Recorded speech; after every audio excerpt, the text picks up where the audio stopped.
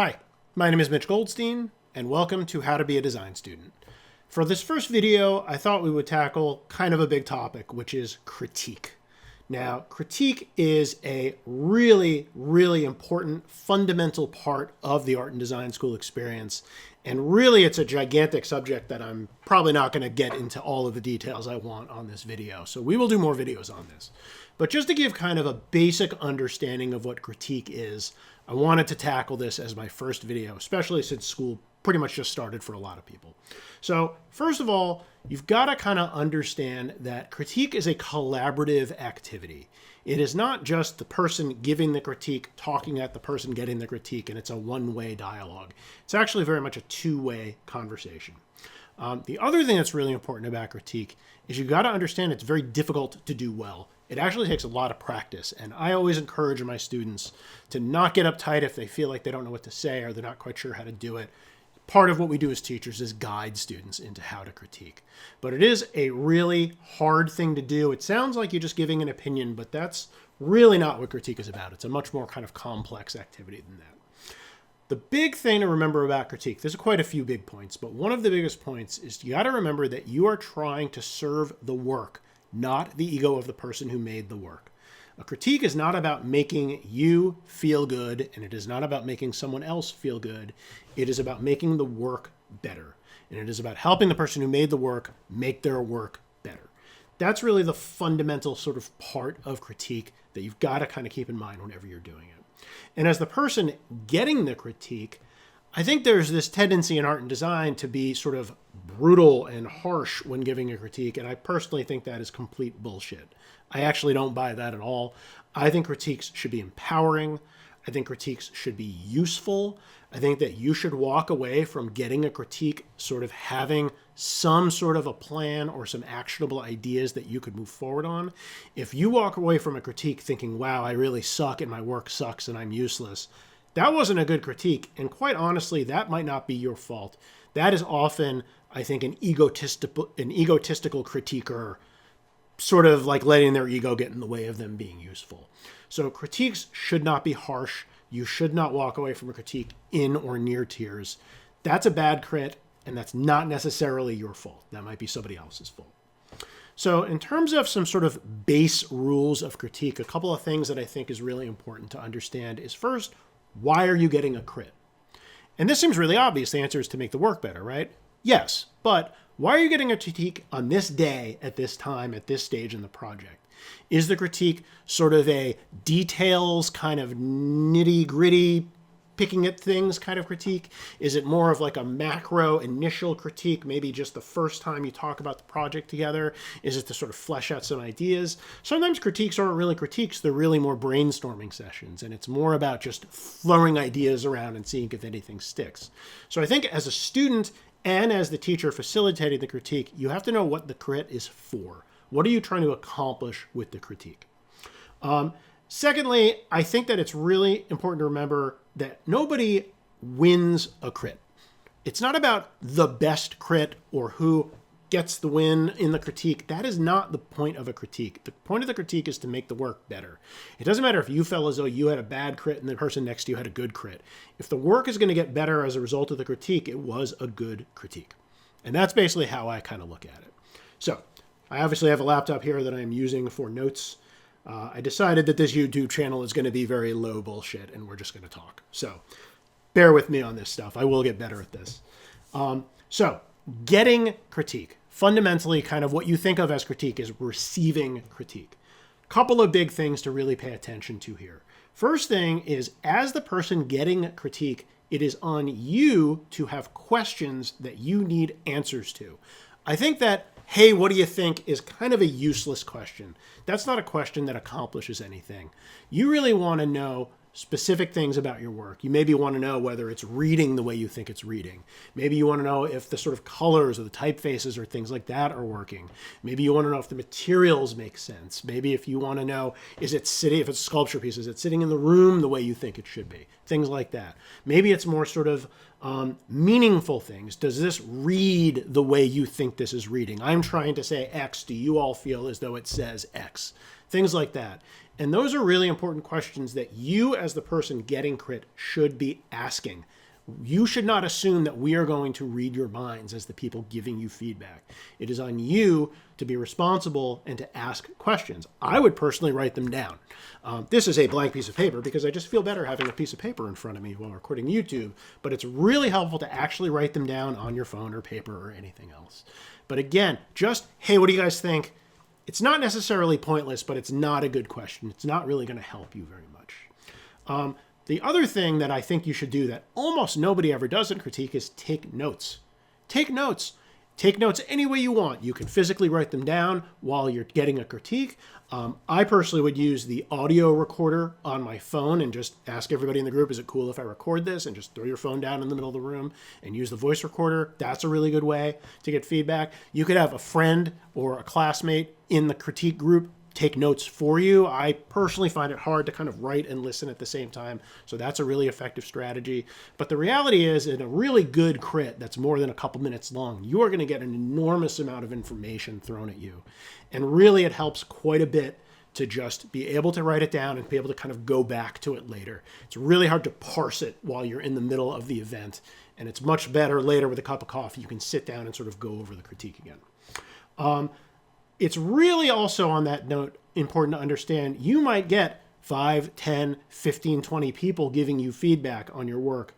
You do have to listen, but you do not have to care about all of it. Just because someone says something, and this includes the teacher, doesn't mean you have to implement it.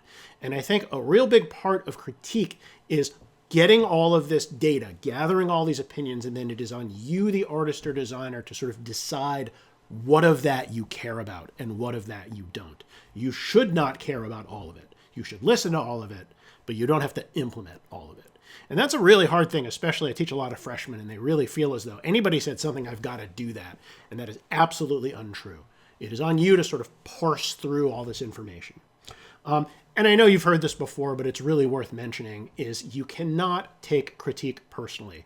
Just because you chose a bad font does not mean you are a bad human being. Just because you made a silly decision in terms of color palette or anything like that doesn't mean we hate you as a person. All it means is that the work is not doing what it should. And you've got to keep that in mind. It's really easy to say, and it's really hard to put into practice. Those first few crits, you're probably going to take them very personally, and it's not intended that way. It's never an attack on you. It is purely about elevating the work. The way I like to think of it is critique serves the work, not the person. So please try to remember that. And again, it's very easy for me to sit here and say this. It's very difficult to do it when you've got 20 people sort of dialing into what you're doing. So just remember that.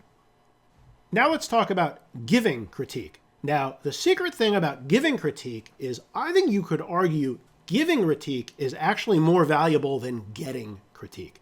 You think it would be the opposite, that giving critique is just a throwaway, but I actually disagree. I think giving critique, because you as the giver of the critique are somewhat removed from the work, it helps you really understand what is and is not working, what is and is not saying what the artist thinks they're saying, what does and does not do what the person who made it thinks it did. And those can help you in your own work. So I actually think giving critique is extremely, extremely valuable, arguably more valuable than getting critique. Now, the first big rule of giving critique is that your job as the person giving feedback is to be kind. It is not to be nice.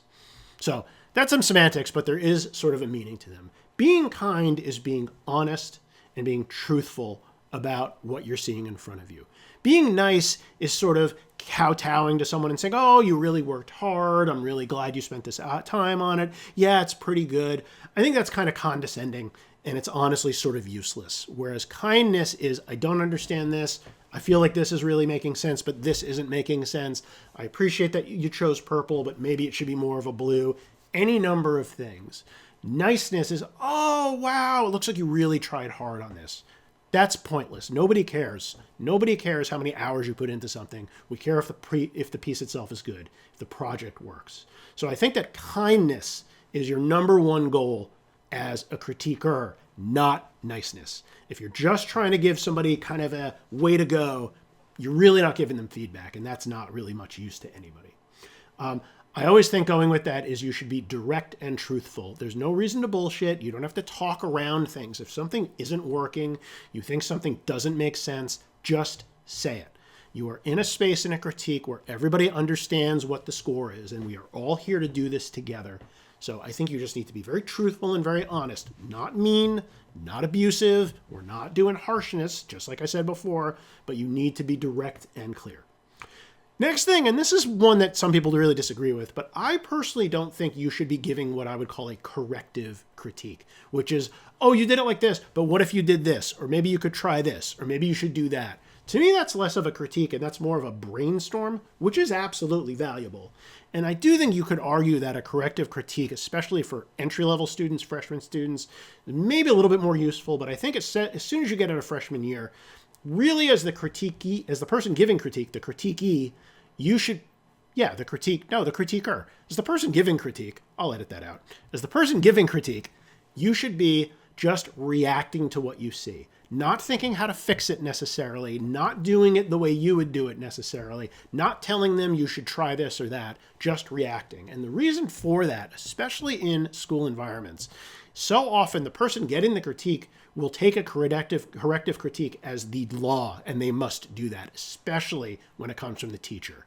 And again, I understand we are teaching, and there is part of that dialogue there, but corrective critique is more about what you, the critiquer, would do, and less about what the person making the work would do. And this is not about what you would do. It's about the artist or the designer and what they would do. So I find corrective critique a little problematic. We appreciate you have ideas, and I think that's great. But I think sort of defining do this, do this, do this, to me that gets a little bit problematic. So I would tend to kind of avoid that if you can. And really the whole thing here is that you are just trying to give the person that you are giving critique to sort of a reaction to the work. It's not about right or wrong or best or worst. It's just about trying to give an honest, sort of kind evaluation of what you're seeing in front of you.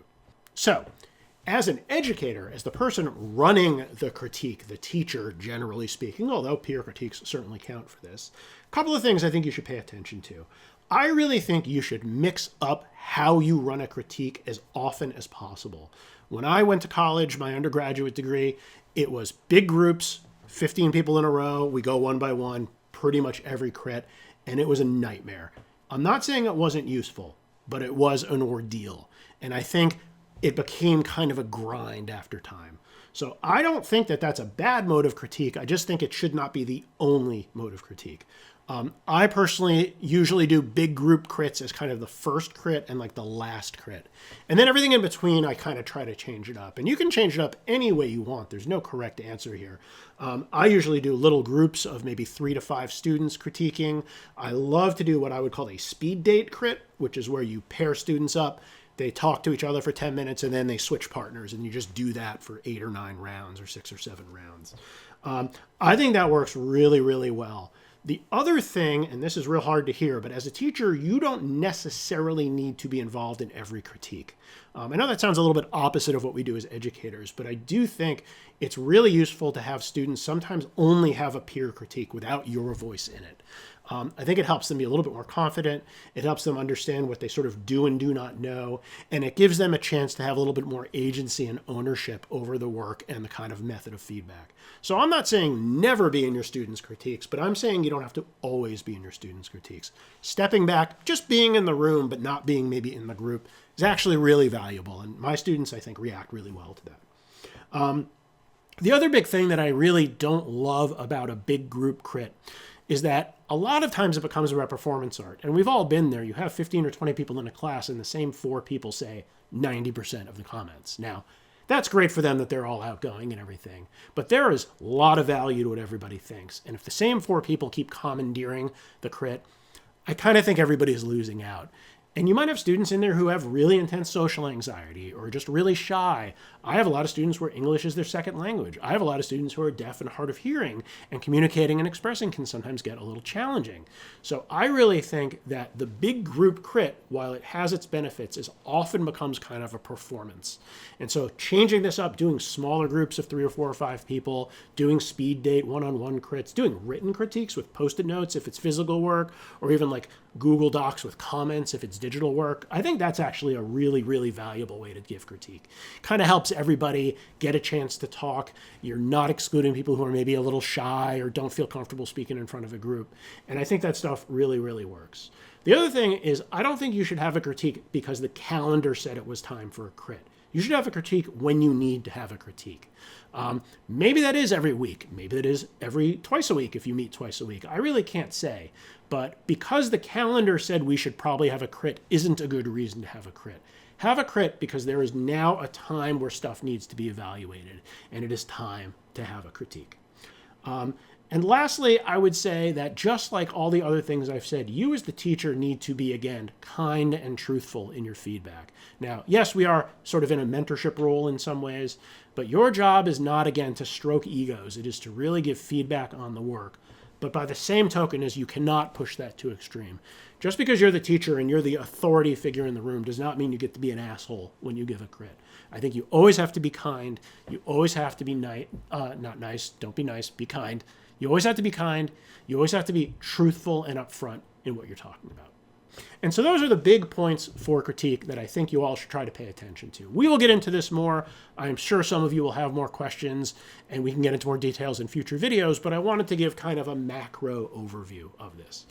Lastly, I have written about this pretty extensively in the book. I have a whole chapter on it, but additionally to that, you can go online to howtocrit.com, which has sort of a lighter version of what's in the book with all of what I just said kind of written out. It's a pretty good resource. Please feel free to share it with your peers and your classes.